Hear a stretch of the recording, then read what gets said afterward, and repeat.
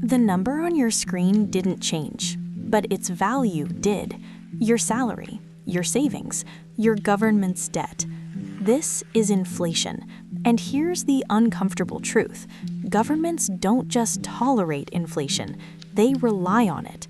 Right now, because inflation does something no tax bill ever could. It quietly shrinks what governments owe.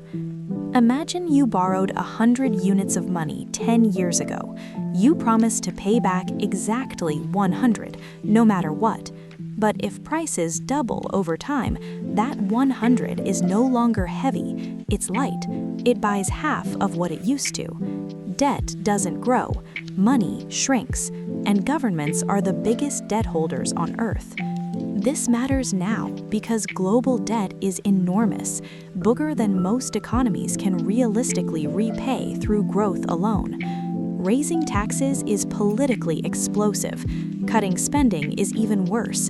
Inflation slips through the middle. No press conference, no vote, just time. Here's how the system works in simple terms.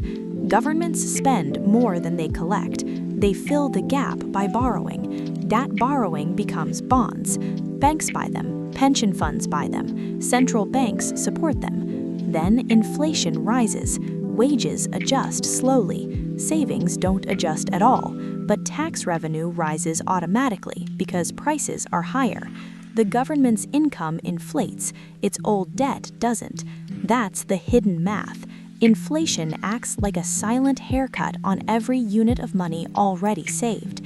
You don't see it leave, you just feel poorer later.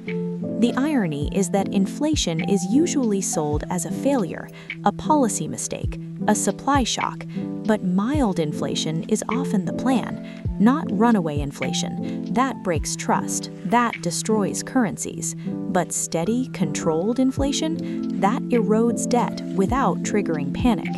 Hype says inflation is an accident. Reality says it's a pressure valve. Zoom out. When inflation stays high for too long, people stop believing money will hold value. They rush to spend. They stop saving. They stop trusting institutions. That's when the system cracks. So here's the question governments never ask out loud. If inflation is the easiest way to reduce debt, who is it really paid for by? And how long can that bill stay invisible?